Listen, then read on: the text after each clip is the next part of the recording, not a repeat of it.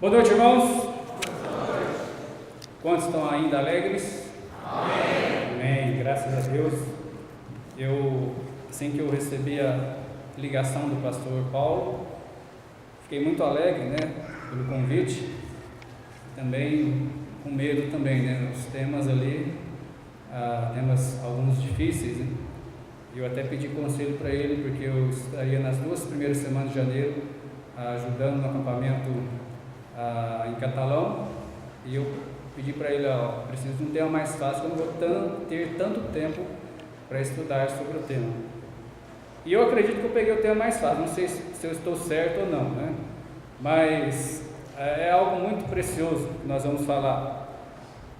E como fazia tempo que eu tinha estudado isso no seminário, eu também fui abençoado, porque a gente esquece que a própria Bíblia, ela prova a sua infalibilidade e ela prova a sua autenticidade e a sua inspiração. Eu sei que é bom ver outros detalhes que até já foi falado pelos pastores, mas ela é capacitada para isso. A Bíblia, ela se defende, como já foi falado, se interpreta. Então, para mim, só isso já basta. Mas tem outras coisas também que, graças a Deus, algumas pessoas precisam para poder aceitar que a Bíblia é inspirada. Vamos colocar de pé. Vamos abrir as Bíblias, ou melhor, vai aparecer lá no mural. Vamos ler 2 Timóteo 3,16 juntos, ok? 2 Timóteo 3,16 juntos. Vamos lá? Toda Escritura é divinamente inspirada e proveitosa para ensinar, para redarguir, para corrigir e para instruir em justiça. Oremos. Pai, que o Senhor seja, Pai, a pessoa central nesse momento. Estamos aprendendo tanto sobre a Sua palavra, Senhor. Eu agradeço pelo que eu já tenho aprendido particularmente. Há muita coisa que tenho relembrado também, Pai, mas eu agradeço pela Tua palavra, que é pura, verdadeira e é poderosa, Pai, para nos transformar.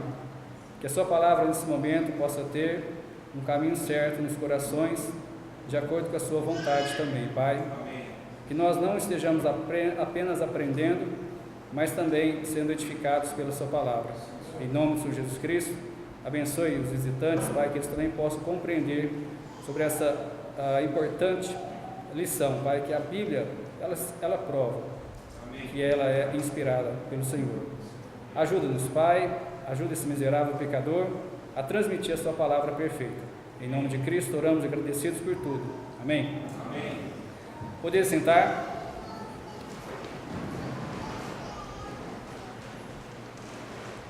Depois nós vamos voltar nesse texto, mas primeiramente estamos falando aí que a Bíblia, a própria Bíblia, prova a sua autenticidade, que ela é inspirada por Deus. Mas você sabe o que é inspiração? Você sabe nesse texto o que quer dizer a palavra aí, divinamente inspirada?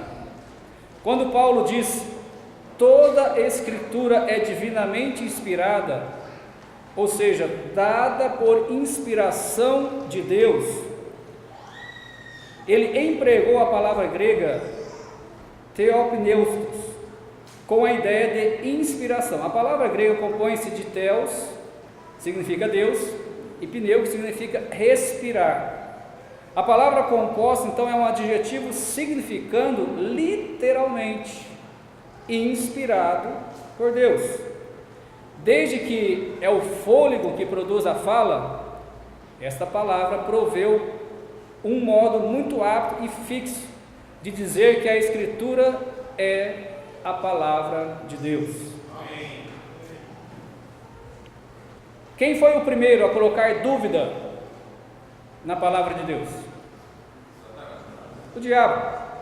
Nós vemos em Gênesis 3, versículo 1, que o diabo falando com Eva, e alguns acreditam que Adão estava perto, Eu acho que ele estava perto também.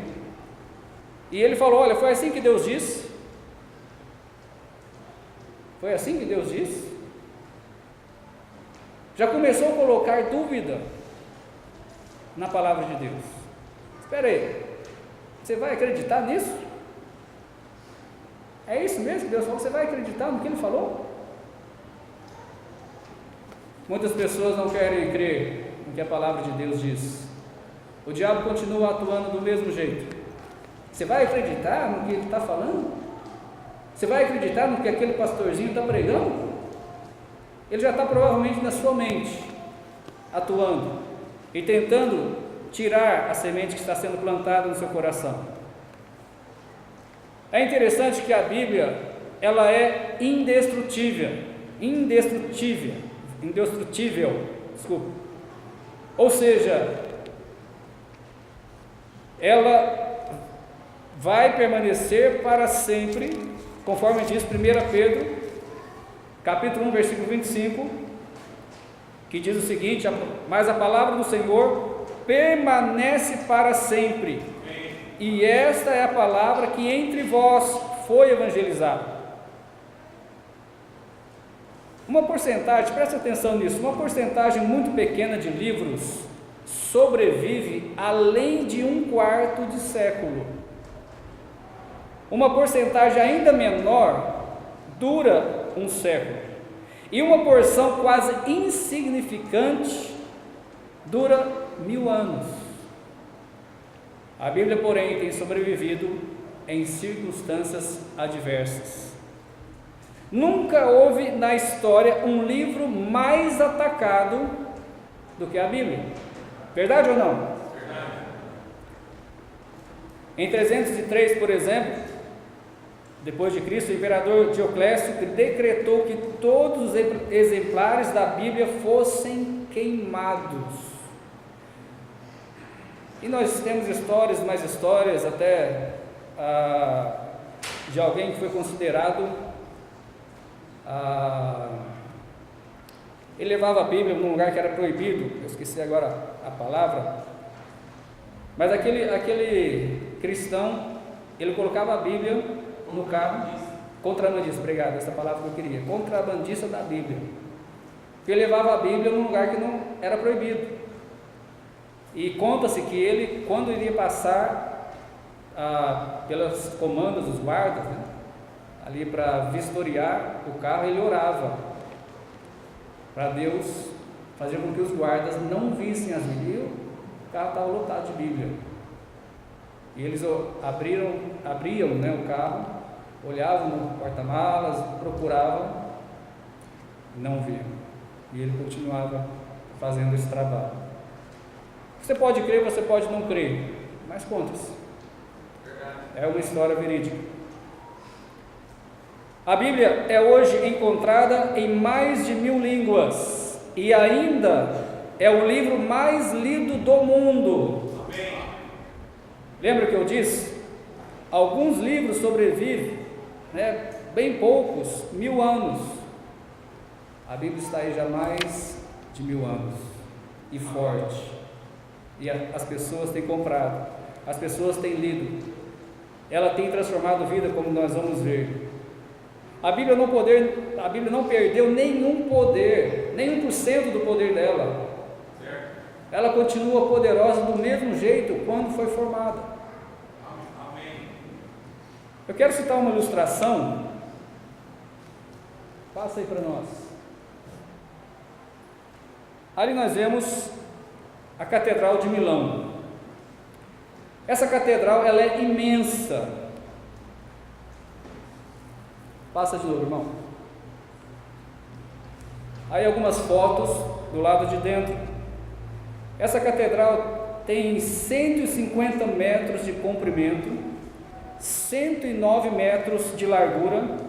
O interior tem 5 naves, com uma altura que chega aos 45 metros, divididos por 40 pilares. Quanto tempo durou para construir? Algo assim? Mais ou menos 400 anos. Começou em 1386 e terminou em 1813 a construção desse grande prédio, dessa catedral. Com certeza, passaram ali na construção muitos trabalhadores, muitos pedreiros, eletricistas e tudo mais que precisa para uma construção. Talvez, ou posso dizer com certeza, teve uma mente que projetou essa catedral. E assim é a Bíblia.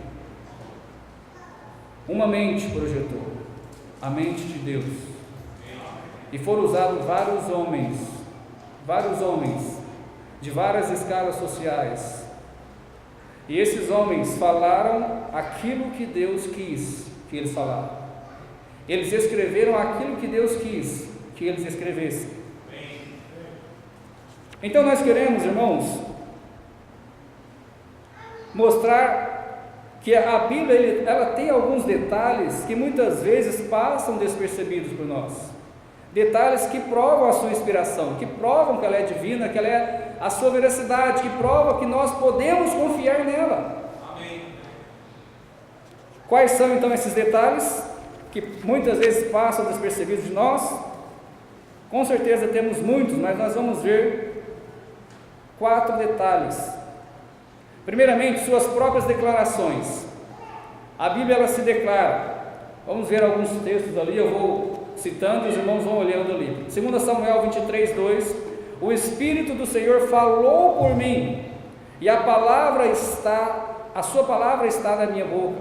Jeremias 1, 9: e estendeu o Senhor a sua mão e tocou-me na boca, e disse-me o Senhor: eis que ponho as minhas palavras na tua boca. Amém. Lucas capítulo 12, versículo 11 e 12: e quando vos conduzirem às sinagogas, aos magistrados, potestades, não estejais solícitos de como ou do que haveis de responder, nem do que haveis de dizer, porque na mesma hora vos ensinará o Espírito Santo o que vos convém falar. 1 Coríntios capítulo 2, versículo 13: as quais também falamos não com palavras de sabedoria humana, mas com as que o Espírito Santo nos ensina, comparando as coisas espirituais com as espirituais. 2 Timóteo capítulo 3, versículo 16, o versículo que nós já lemos: toda a Escritura é divinamente inspirada e proveitosa para ensinar, para redarguir, para corrigir e instruir em justiça. Hebreus 1, versículo 1 diz o seguinte: havendo Deus antigamente falado muitas vezes, de muitas maneiras, pelos profetas, falou-nos nesses últimos dias pelo Filho. Nós vamos fazer uma comparação muito interessante da Bíblia com Jesus Cristo depois. 2 Pedro, capítulo 1, versículo 21, diz: porque a profecia nunca foi produzida por vontade de homem algum, mas os homens santos de Deus falaram inspirados pelo Espírito Santo. A Bíblia não só declara ser a palavra de Deus, mas ela reivindica ser também a Escritura Sagrada. A própria Bíblia expressa a sua infalibilidade, reivindicando a autoridade. Nenhum outro livro faz isso. Você conhece algum livro que se intitula a palavra de Deus? Se intitula, tem a coragem de dizer que é a verdade, que é a palavra de Deus? Nenhum outro livro ousa fazê-lo, mas a Bíblia faz. Encontramos essa reivindicação nas seguintes expressões. Temos vários textos, vamos dizer apenas as expressões. Disse o Senhor a Moisés, temos vários textos com essa expressão. O Senhor é quem fala, Isaías capítulo 1, versículo 2. Disse o Senhor a Isaías, Isaías capítulo 7, versículo 3, assim diz o Senhor, Isaías 43, versículo 1. Existem outras expressões também semelhantes, que são encontradas também na Bíblia. Por exemplo, Jeremias 11, 1 diz: a palavra que veio a Jeremias da parte do Senhor, dizendo. Em Ezequiel 1, versículo 3 também diz: veio expressamente a palavra do Senhor a Ezequiel, Oséias, capítulo 1, versículo 1, também diz: palavra do Senhor, que foi dirigida a Oséias. E Joel também diz, Joel capítulo 1, versículo 1, a palavra do Senhor que foi dirigida a Joel. Quantas vezes aparecem essas reivindicações da Bíblia? É pouquinho, né? Pouquinha coisa.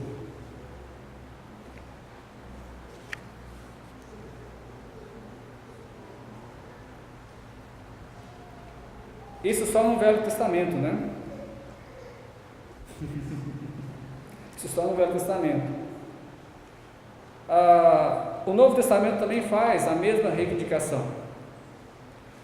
1 Coríntios 14, versículos 37 diz: se alguém cuida ser profeta ou espiritual, reconheça que as coisas que vos escrevo são mandamentos do Senhor. 1 Tessalonicenses 2, versículo 13: por isso também damos sem cessar graças a Deus, pois havendo recebido de nós a palavra da pregação de Deus, a recebeste não como palavra de homens, mas segundo na verdade, como palavra de Deus, a qual também opera em vós, os que cresces. 1 João, capítulo 5, versículo 10: quem crê no Filho de Deus em si mesmo tem o quê? O testemunho. Quem a Deus não crê, mentiroso fez, portanto não creu no testemunho que Deus deu de seu Filho. 2 Pedro também diz o seguinte: para que vos lembreis das palavras que primeiramente foram ditas pelos santos profetas e do nosso mandamento como apóstolos do Senhor e Salvador. Então, irmãos, as Escrituras afirmam que são inspiradas por Deus. Aí, agora nós temos a responsabilidade.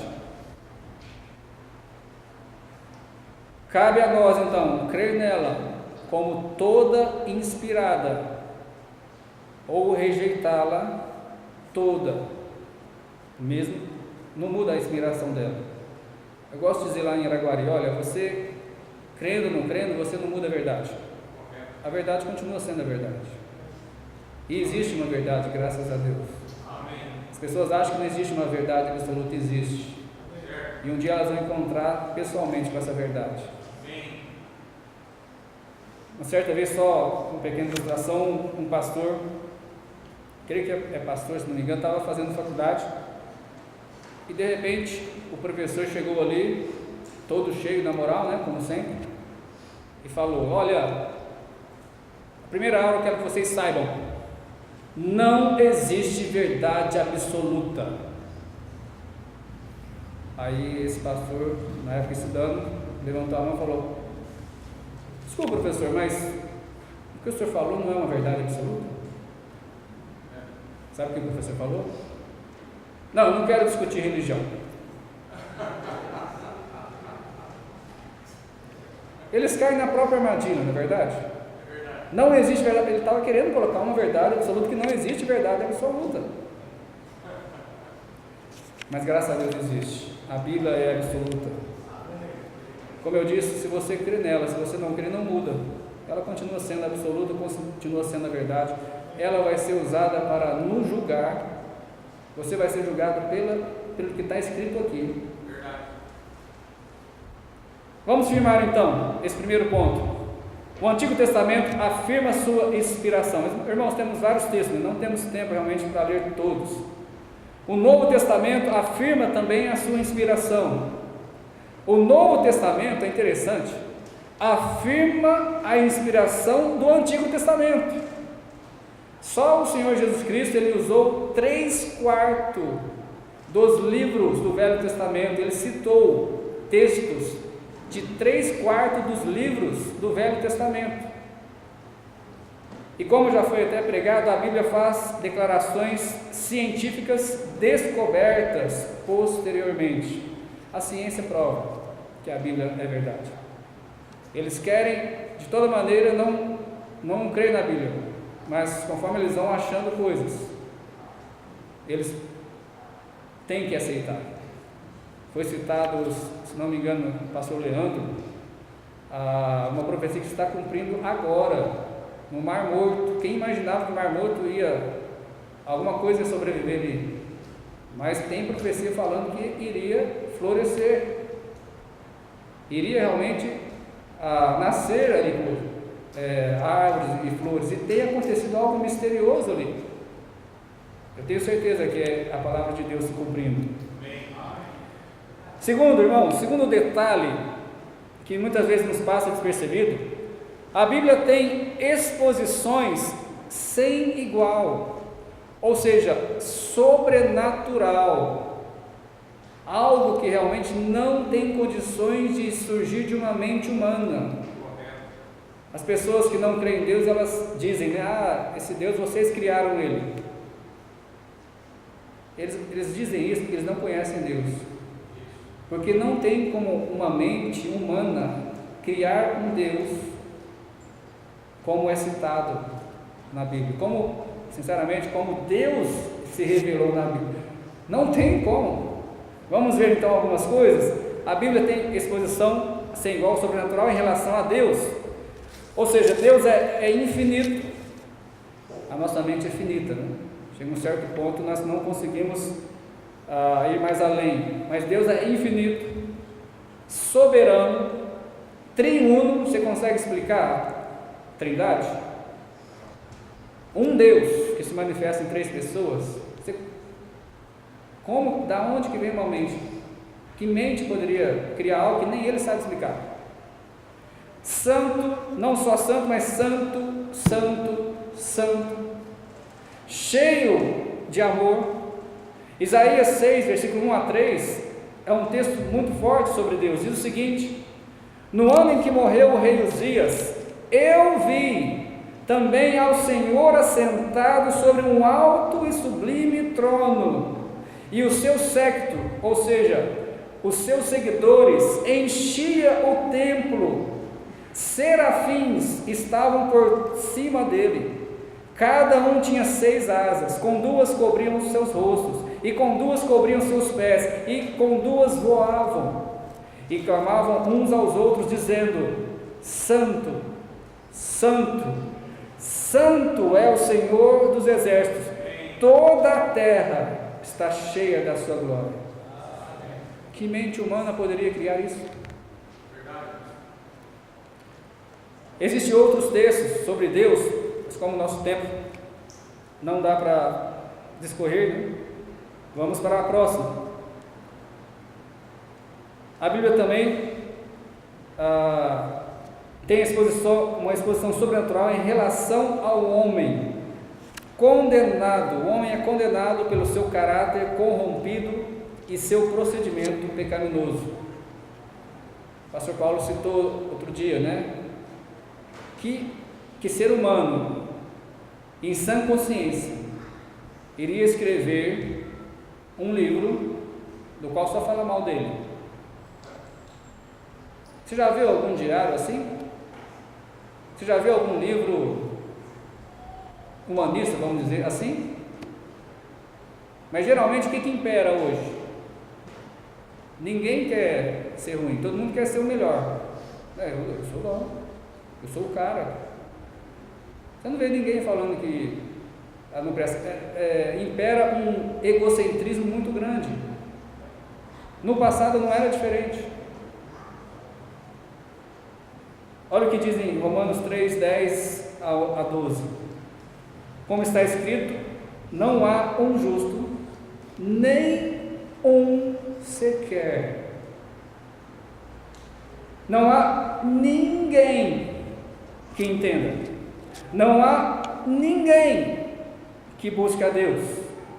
Todos se extraviaram e juntamente se fizeram inúteis. Inúteis. Se quiser escrever um livro, eu sou inútil. Está animado para escrever um livro assim, da sua inutilidade? Não há quem faça o bem, Não há nem um só. Isso poderia sair de uma mente humana? Ninguém em sã consciência iria escrever algo assim sobre si mesmo, ou sobre o seu povo. Isaías 64, vamos para o próximo, né? Não, Isaías 64, versículo 6. Esse é mais forte, eu pensei que eu já tinha passado. O que diz nesse versículo é tão forte, irmãos, porque diz aqui que todos nós somos como imundo, e toda a nossa justiça, aquilo que nós conseguimos fazer de melhorzinho para Deus, o que é para Deus isso? Trapos de imundícia. Eu não vou explicar o que é trapo de imundícia, porque alguém pode passar mal, que é muito podre, vamos dizer assim. Essas são as nossas boas obras para Deus. E todos nós murchamos como folha, e as nossas iniquidades como um vento nos arrebata. Novamente eu pergunto: quem ousaria escrever isso de si mesmo? Imundo, não consigo fazer nada de bom.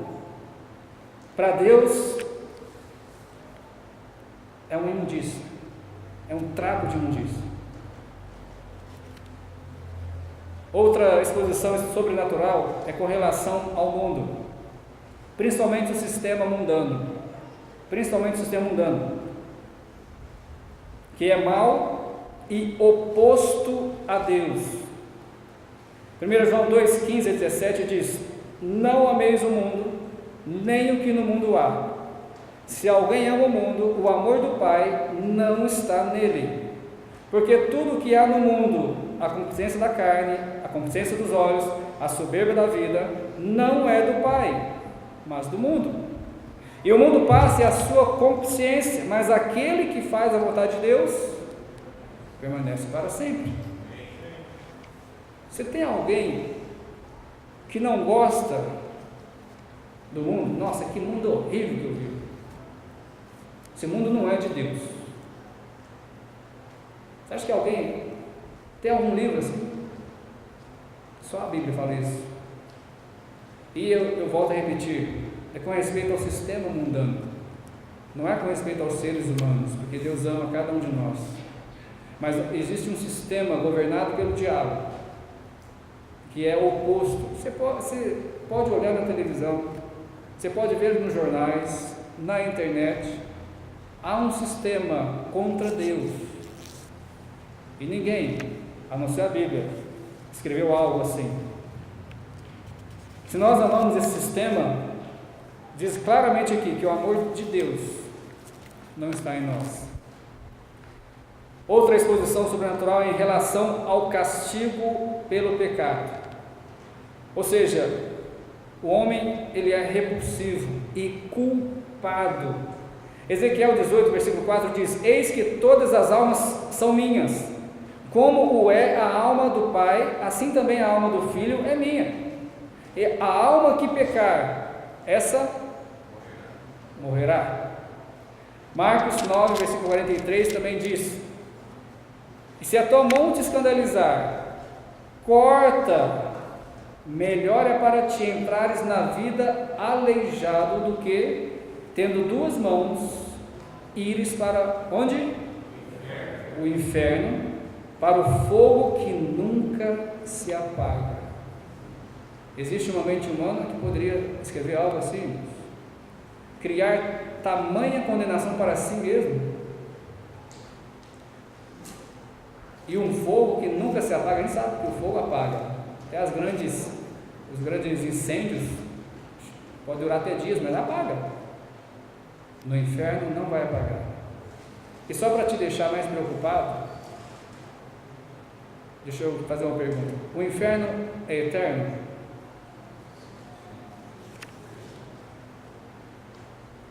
Existe um lugar pior do que o inferno?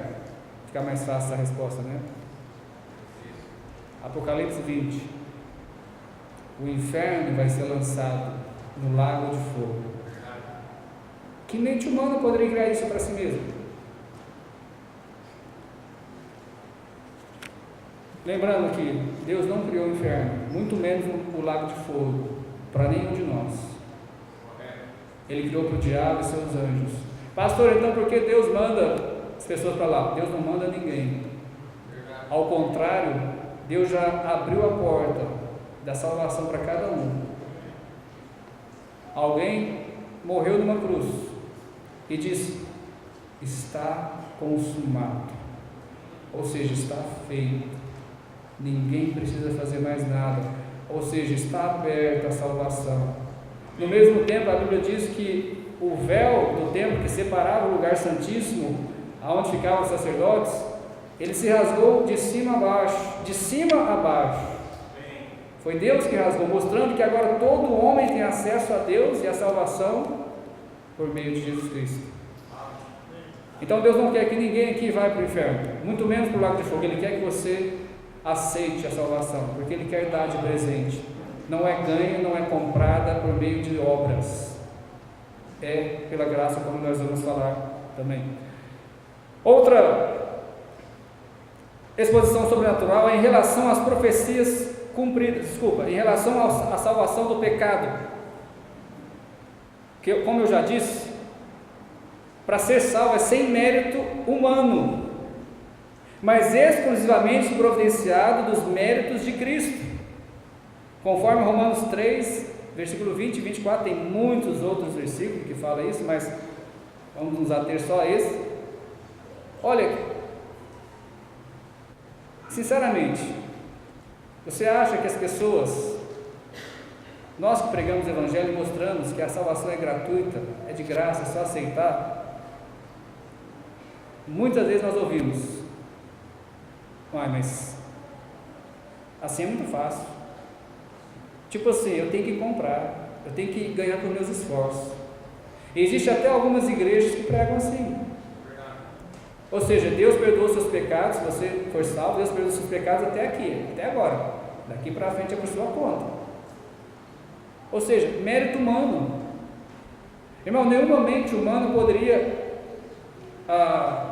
criar uma salvação tão grande, e muito menos colocar um inocente.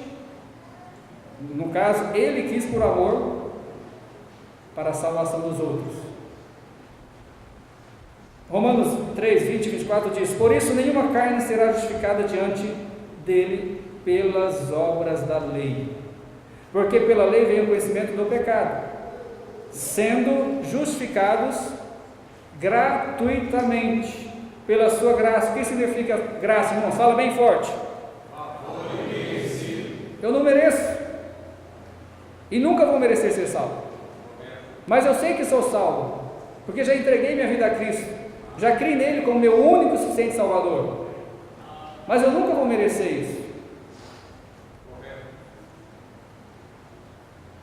Gratuitamente pela sua graça, pela redenção, ou seja, Jesus nos comprou, como já foi dito em outra pregação, com o seu precioso sangue derramado naquela cruz. Foi pago um alto preço por cada um de nós, um alto preço.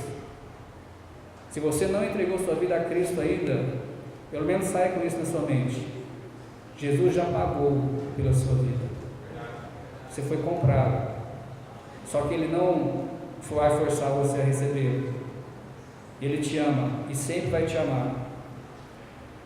Outra exposição sobrenatural é em relação às profecias cumpridas. Eu não vou me ater muito aqui, porque já foi falado, já foi pregado sobre isso. Então, profecias cumpridas referentes aos judeus, já foi pregado sobre isso. Muitas profecias foram cumpridas, até mesmo o Senhor Jesus Cristo, foram muitas profecias cumpridas só na vida do Senhor Jesus Cristo. Referente aos gentios, ou seja, outros povos, os irmãos que tiveram, agora eu não lembro quem pregou, falou sobre a estátua, toda ali representando os gentios, a estátua de Daniel. Ou seja, profecias sobre os gentios foram cumpridas, outros povos sem ser judeus foram cumpridos. Referente ao nosso Salvador, como eu já disse, ao Senhor Jesus Cristo, também foram cumpridas as profecias. Agora preste atenção aqui, algo interessante, que eu fiquei abençoado também. O termo logos, esse termo grego foi utilizado no Novo Testamento cerca de 200 vezes para indicar a palavra de Deus escrita e 7 vezes para indicar o Filho de Deus, o Senhor Jesus Cristo.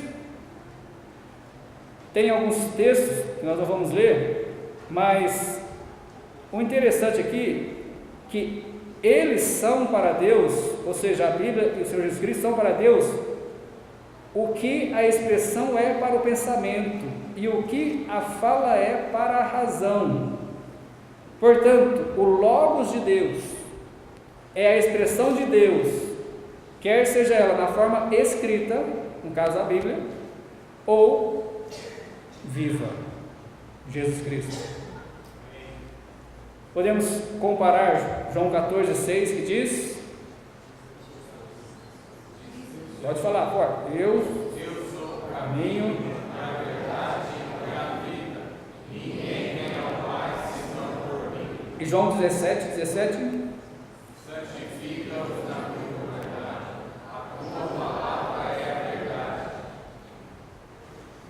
Cristo é a palavra viva. Cristo é o Logos, isto é, a fala, a expressão de Deus. A Bíblia é a palavra escrita. A Bíblia também é o Logos de Deus. Assim como em Cristo há 2 elementos, 2 naturezas, humana e divina, não é verdade? Igualmente a palavra de Deus é da mesma forma. 2 naturezas.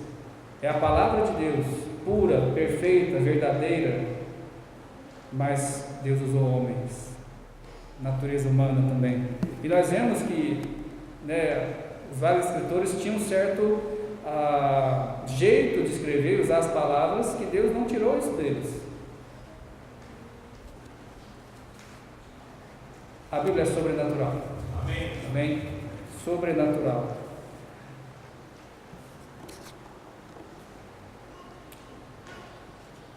Outro detalhe que nos passa despercebido muitas vezes é o testemunho do Senhor Jesus Cristo. Primeiramente, as suas palavras. Lucas 24, versículo 44 e 45, diz o seguinte: disse-lhes, são estas as palavras que vos disse, estando ainda convosco, que convinha que se cumprisse tudo o que de mim estava escrito, onde? Na lei de Moisés. Onde? Nos profetas. E onde mais? Nos Salmos. Então abriu-lhes o entendimento para compreenderem o quê?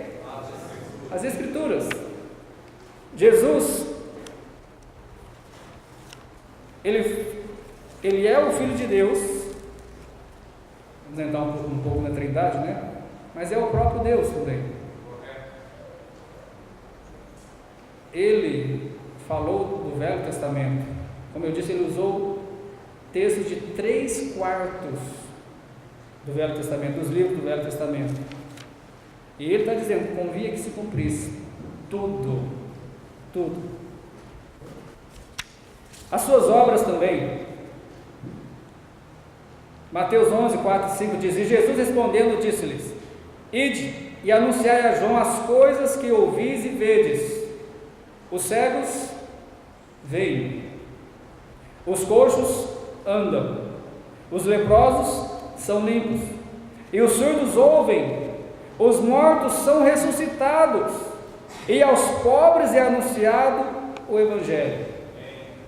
As obras de Jesus não são obras de homem algum,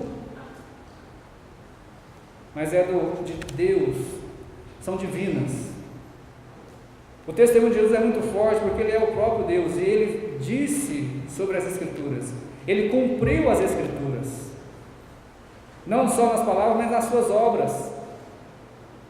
Em Isaías 61, versículo 1, também diz com respeito a uma profecia sobre o Senhor Jesus Cristo, mas nós não vamos ler por enquanto, vamos ir para frente. A ressurreição de Jesus Cristo, suas obras, suas palavras, suas obras e a sua ressurreição.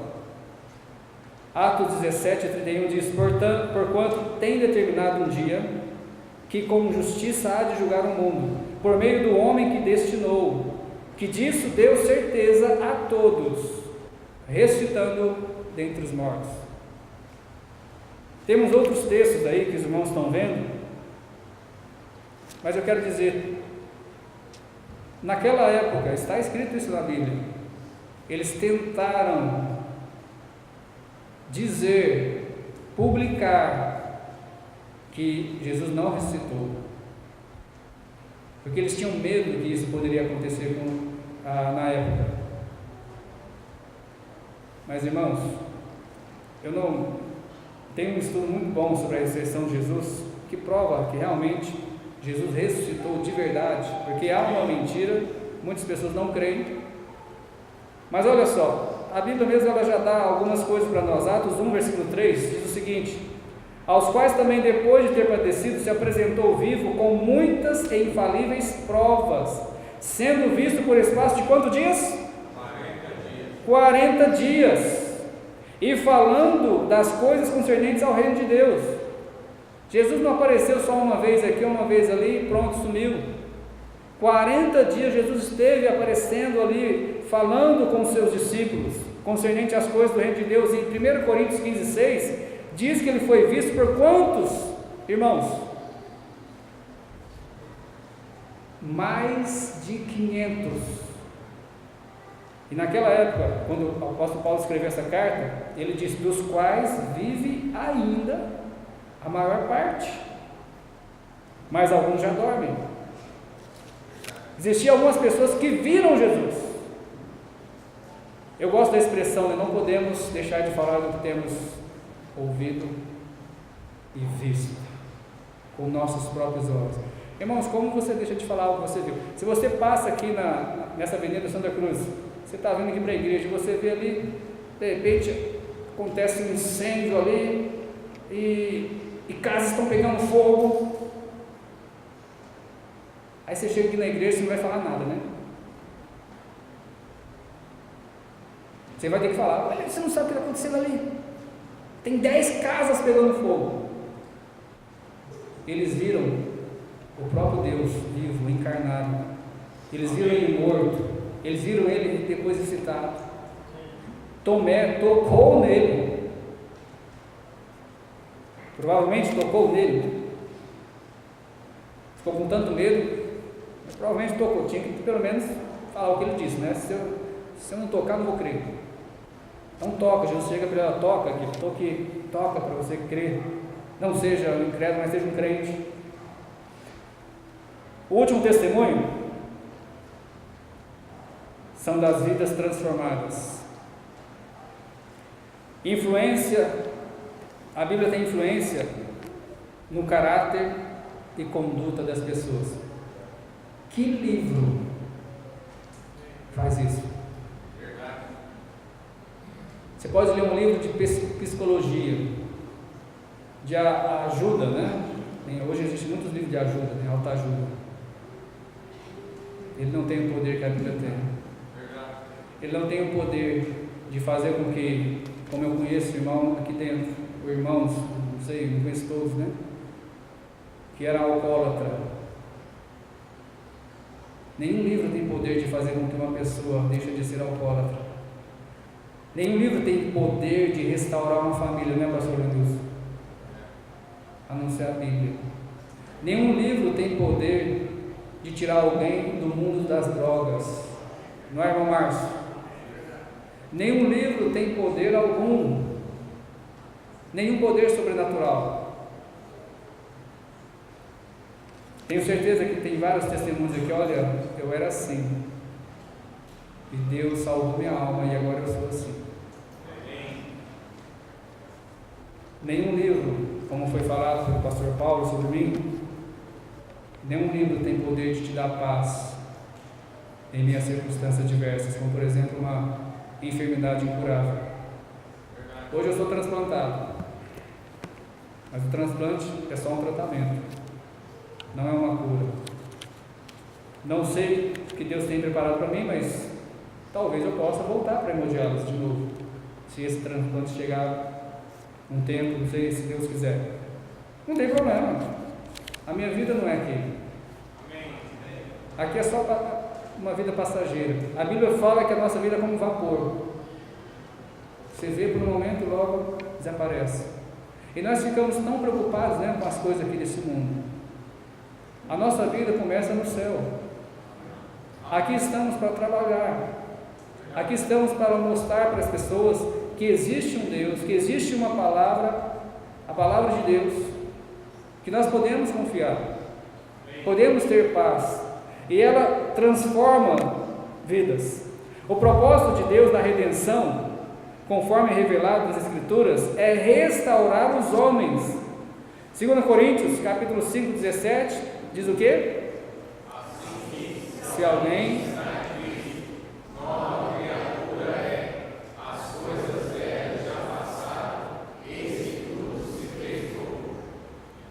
na própria Bíblia tem várias histórias. Eu gosto de Jacó, um enganador, alguém que queria se dar bem.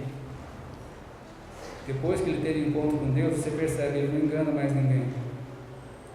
E sinceramente para mim, não sei se você vai crer sim ou não, mas sinceramente para mim, foi depois que ele saiu do seu genro, ele ainda estava enganando. Ele tem um encontro com Deus depois disso. Lembra o que acontece com ele?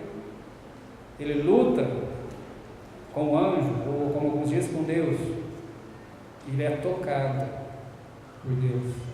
Você não vê mais Jacó do mesmo jeito. Muda-se o nome dele para Israel. Você não vê mais ele enganando ninguém.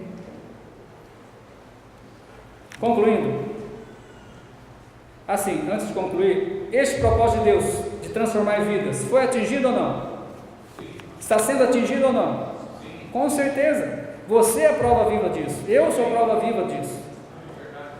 A Bíblia então tem alguns detalhes, como eu já disse, que muitas vezes passam despercebidos. Relembrando aí, esses detalhes provam a inspiração divina e veracidade da Bíblia. Suas próprias declarações, nenhum outro livro faz isso.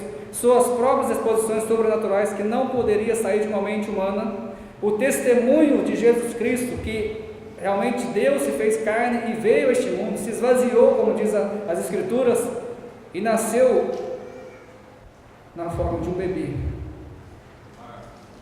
mas cresceu, curou várias pessoas e morreu no meu lugar, no seu lugar, para pagar todos os nossos pecados. E o testemunho das vidas transformadas que estão aqui, outras igrejas e no mundo inteiro. No mundo inteiro. Irmãos, eu sei que as outras coisas é importante, é muito bom. Eu gosto também de aprender sobre a ciência, né, colaborando com a divindade da palavra de Deus, mas sinceramente para mim isso aqui já basta. Já basta, já tem provas suficientes. Mas graças a Deus que Deus não usa só a palavra dele, ele usa outras coisas da natureza para comprovar a palavra dele, para os mais céticos, né, os mais incrédulos. Vamos se colocar de pé, pastor Paulo pode chegar, eu vou